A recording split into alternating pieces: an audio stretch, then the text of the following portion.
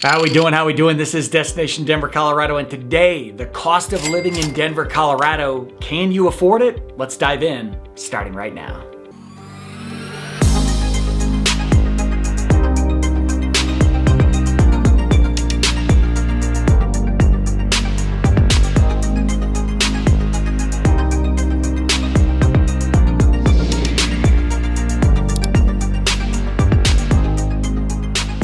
All right, this is Destination Denver, Colorado. I'm your host, Jimmy Everett, and listen, if you're interested in learning all the ins and outs, pros and cons to moving to or around the Denver metro area, then this is the channel for you. So that subscribe button and notification icon you see on your screen, make sure you click on that as I'm dropping new videos for you each and every week. And as much as I try to be a little informative here on camera, I'm also a licensed mortgage broker covering the entire state of Colorado and team with some of the state's most talented realtors. And we're helping people move here each and every day. So the number and email you see, know that I am always the person answering your phone calls, answering your texts, answering emails. There, winning if you need me. Now that we're done with that fun-filled stuff, let's get to what we're here for, and that is the cost of living in Denver, Colorado, and whether or not you can afford it. So I always find it interesting to look back on moments in life where we're naive or maybe just unknowing. And that was me back in 2008 when I decided to move back to Colorado from New York. I grew up here and I wanted to come back to Denver because I saw the affordability that Denver had at the time, whether I was buying a house, how far my salary would stretch, etc. Now, Denver has gone through a lot of changes. If you had told me in 2008 that by 2024 Denver would be one of the more expensive cities to live in the country, I would have thought you were exaggerating a bit, but that is truly the case. So in today's video, I'm not going to spend a ton of time talking to you about groceries and utilities. At the end of the day, there is a difference between someone who is a thrifty shopper at a King Soopers grocery store compared to somebody who needs nothing but the highest quality organic at Whole Foods. And I fall somewhere in between, so don't judge me. But what we're gonna talk about are utilities for that matter, because at the end of the day, whether it's heating costs, cooling costs, electricity, gas, those are gonna waver depending on the time of year. They're gonna vary depending on how our weather treats us. Some winters and some summers are milder than others. What we're gonna talk about is big costs to you. Housing, whether you are buying or renting. We're gonna talk about how salaries might compare. If you're making 100 grand in one town, how that might compare to making 100 grand here, and etc. We're really gonna dive into what adjusts your life. Now, big factors as far as Denver and affordability and cost of living starts with employment. If people have jobs, affordability tends to be tighter. And so as of the making of this video, Denver's unemployment rate sat at about 4.4%. Now that was a 29% increase from the previous year, but unemployment at that time was sitting in the mid threes. So when you have unemployment that low, there's really only one direction it can go, and it did go up. So you can look at that 29%, but again, numbers can be very misleading. I believe that's one. So unemployment is very healthy in Colorado. Now wages, and we're talking about this nationwide, but wages are another situation to talk about. So the median income, again, as of the making of this video, sat at a little over $59,000 for an individual. The median household or family income was a bit over $88,000. Now, if you talk to anybody from Denver about incomes, certainly, or anywhere in the country, there's going to be a difference between maybe someone, a single person living in a small apartment on the affordable scale making $59,000, and someone who has people that they need to take care of. They got kids. They got somebody relying on them. That could be a stretch. So income is going to be a huge factor. We're going to talk again about how that compares. As far as that household income, $88,000. There were reports in Denver that suggested that in order for a household to function, to be happy, to have enough to pay bills and save money and all of the things, they would need to make upwards of $120,000 to $140,000 a year. Now again, I don't think one shoe fits all. I know people who make the $60,000 to $80,000 range and live comfortably and enjoy life. I also know people who make over 200 grand a year and are stretched every month. Mo money, more problems might be the case, but we'll really dive into how that might impact you.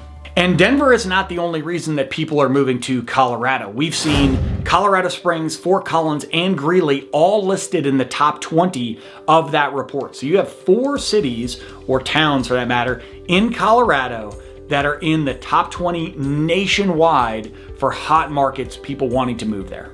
Now, why is Denver, so expensive these days compared to where it was? Well, as an example, US News rated Denver as the #1 housing market in the nation in a recent report. Now, 3 of the other 5 were in North Carolina. You had Charlotte, Raleigh, Durham, all cities, coincidentally, that I get a lot of questions on as people compare, and we're going to talk about how Denver, from an affordability standpoint, sits next to some of those. So you have this hot housing market. You have a lot of people desiring to move here. Along with that, Denver is one of only 4 markets that, after the pandemic, has seen a return to stability as far as home prices and inventory. That's not to say that home prices decreased. That's not to say that there's a ton of inventory. We've just seen a stability where home prices and inventory are kind of matching or getting back to where they were pre-pandemic. Again, only 4 cities in the entire country that have seen that happen. The other 3 all in Texas. So you don't have a lot of options, Texas or Colorado, if you're looking for that stability post-pandemic.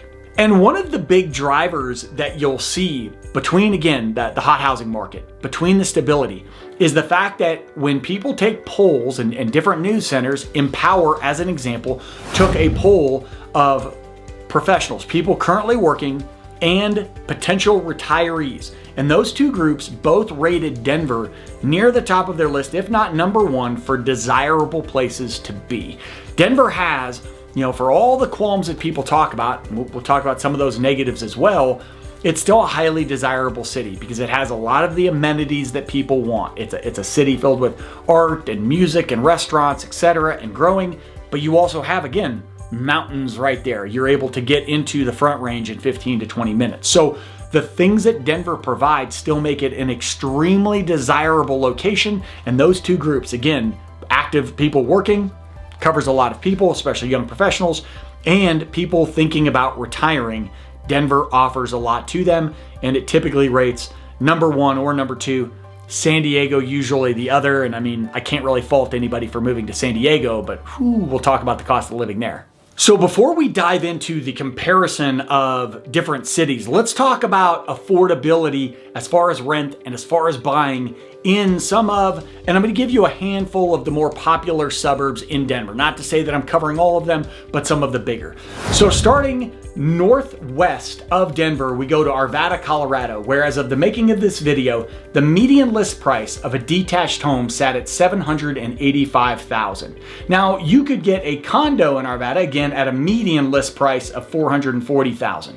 And if you're looking to rent, you're looking at a detached home with a median rent price of $3,200 and the median for a condo or an apartment sitting at $2,100. Now, the largest suburb and the 3rd largest city in the state of Colorado is Aurora, and currently a detached median list price in Aurora sits at $569,700. The median list price for a condo sits at $350,000. And if you're looking to rent, the detached will run you around $2,800, and an apartment or condo will run you around $1,800. Aurora remains a very popular community. Part of the reason for that, as you'll see in these other numbers, is the affordability range in Aurora does tend to give a lot more flexibility than some other suburbs. Now, Denver itself, if you're living in the city, the median list price on a home sat at $825,000, condos at $460,000. Rents for a detached house, $2,950, and for an apartment or condo, you're looking right around $2,000. Getting back to maybe potentially more affordable, the part of town I live in, Lakewood, median detached home prices, $685,000 for beautiful Lakewood. We got a lot of parks. Might want to consider it. Condos in Lakewood, $380,000. And as far as rents, again, you're going to see this a lot of high 2,000s, low 3,000s on homes. So detached homes sat at $2,800 a month. And for condos or apartments, right around that $1,800 mark. South of Lakewood, southwest and south of Denver is Littleton, one of my absolute favorite communities. Again, pretty desirable, so the price point tends to go up. Median detached list price in Littleton sat at $869,000. For condos, you were looking at $470,000. And as far as rents, detached homes, $3,100. For condos or apartments, $2,000. And last, to try to cover, again, just a touch of everywhere, looking due north of Denver, Westminster, one of the more popular northern suburbs of Denver. Median home price on a detached home sat at $625,000. Condos sat at $380,000. Rents on a detached home were a bit more reasonable as far as that median price, sitting at $2,600, and condos were sitting at $1,820 a month. So as you can see, towns like Arvada, Littleton, really popular, a lot of people moving. You're gonna see home prices and rents tend to be a bit higher. Still, towns like Aurora, Lakewood, Westminster, those are large suburbs. They tend to give a bit more flexibility, a bit more affordability, plenty of suburbs between there, but just to give you a taste.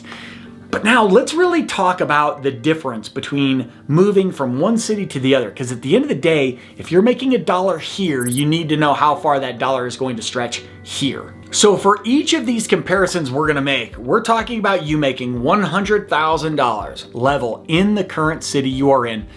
Again, I can't cover every city in the country, but we're gonna cover some more popular ones. So if you are making 100 grand in Seattle and you're getting ready to move to Denver, Denver's cost of living is roughly 23.8% cheaper.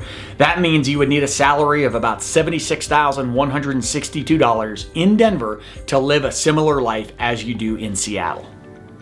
And one of the huge factors and why I focus so much on housing in this video is because that's a big driver. Housing in Denver is around 30% cheaper, purchase and rent around 30% cheaper than Seattle. And this is where this dynamic is fascinating, because as we talk about Denver being expensive, it really depends on where you're moving from. When I talk to people who are moving from the Midwest, maybe the South, Denver can be a lot more expensive than where they're coming from. Now, if I talk to people who are coming from San Diego, San Francisco, Seattle, Washington, D.C., New York, Miami, they tend to think that Denver is a bargain. So it really depends, obviously, on where you're coming from. Now, one of the more popular cities in the US that people will, again, I'll get calls all day about people saying, I'm thinking about Austin and I'm thinking about Denver. Those are very similar cities. So Denver is slightly 1.2% cheaper than Austin. So if you're making 100 grand in Austin, you need to make about $98,800 a year if you're gonna live in Denver. So pretty much a wash. I think that a lot of times when I talk to people about Austin versus Denver, it really comes down to lifestyle, because both cities offer a variety of lifestyle. Both are very enjoyable for people. So Austin and Denver, very comparable as far as expense. It just comes down to whether you want to be Texas or Colorado. Now, we can't say the same for Dallas. So Denver is substantially more expensive than Dallas, about 26.5% higher. Do some easy math. You need to make about $126,500 if you're living in Denver compared to Dallas. Good news is you get to cheer for the Broncos and not the Cowboys. Get at me. And the biggest driver for affordability was housing. Housing can be nearly double the price in Denver as you will see in Dallas, 95% higher overall. So that's a huge factor, certainly, as people are looking to move. And again, whether you move to Denver or not, remember, housing is your #1 expense. So as you're moving, housing affordability should be a huge, huge determining factor for you. Obviously, you want to be able to afford that roof over your head and enjoy living there. Now, going back, we got to win some, we got to lose some, comparing Denver to Los Angeles. So Denver is about 27.5% overall cheaper than Los Angeles. You need to make somewhere around $72,500 a month. Now, housing, when we talk about that expense change, us being nearly double what Dallas is, we're not nearly that much cheaper than Los Angeles. It was actually smaller than I thought. But Denver is about 36% cheaper on housing. Now, 36% is a huge number. It's not double. That Dallas number really blew my mind. But affordability, moving from Los Angeles to Denver, you're gonna gain 27.5% more affordable. And as far as housing, 36% more affordable than old Cali. Unless you're living in Beverly Hills, and then you're probably not watching my videos anyway, and you probably don't need a mortgage loan. And a couple other cities, again, another huge one that is mentioned to me a lot, Nashville, Tennessee. A lot of people, again, I'll get calls saying Denver, Nashville, Austin, some Seattle. Obviously, that's why I threw that in there. But Denver is going to be 24% more expensive on average than Nashville, Tennessee. Nashville hasn't quite caught up to us there. So again, if you're making 100 grand in Tennessee, you're gonna need to make 124 or around there living in Denver. And housing is about 39% more expensive, rent and own, 39% more expensive in Denver than it is on average in Nashville. Now, the last one is one that kind of blew my mind because this really started to shift a handful of years ago. But again, I mentioned moving out here in 08. If you had told me in 2024 that Denver would be not just more expensive than Chicago, but far more expensive, I would have thought you were making stuff up. But as of the making of this video, Denver is roughly 19% more expensive than Chicago. So again, I know you could do the math. If you're making 100 there, you need to make 119 here. What blew my mind, we talked about that difference in cost between Dallas and Denver as far as housing. You see the same thing with Chicago, even more so.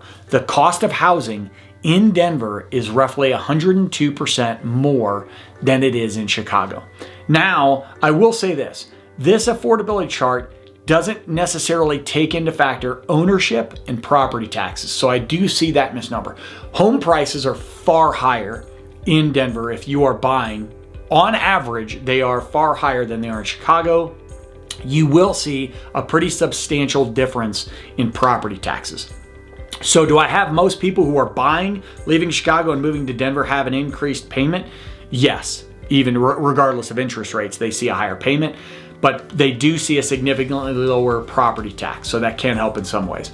For rents, I think you might get some payment shock there, certainly something to look into.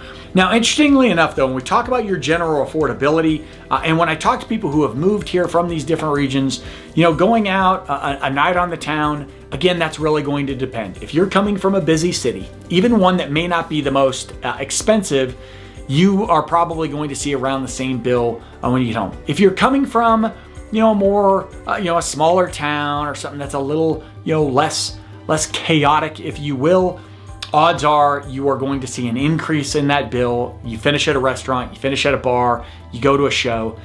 Denver overall in that regard can be very expensive. Naturally, as I get ready to finish this video, somebody's gonna start mowing their lawn. That's all right if you hear it. That's a reason that people move to Colorado, just fresh air and mowing your lawn. I don't know if you get to do that a lot in New York City, but regardless, listen, when we're talking about affordability, you're certainly gonna wanna think about your groceries, your utilities. You're certainly gonna wanna think about your lifestyle. Do you like to go to concerts, restaurants? Do you like to get out and about? The biggest is going to be, what is your income going to look like? What type of job do you have lined up, or what type of job are you transferring into? And then what does housing look like? Whether you are renting or buying, how much is that going to be? That is going to be the two largest factors in determining your affordability here in Denver. To get a deeper dive into that, I'm happy to grab a call, a text, an email with you at any time. Perfect time to reach out. The number and email you see on your screen, know that I am always the person. Answer your phone calls, answer your texts, answer your email. This is Destination Denver, Colorado. I'm your host, Jimmy Everett. That was the cost of living in Denver, Colorado in 2024. Can you afford it? Until I see you next time, peace.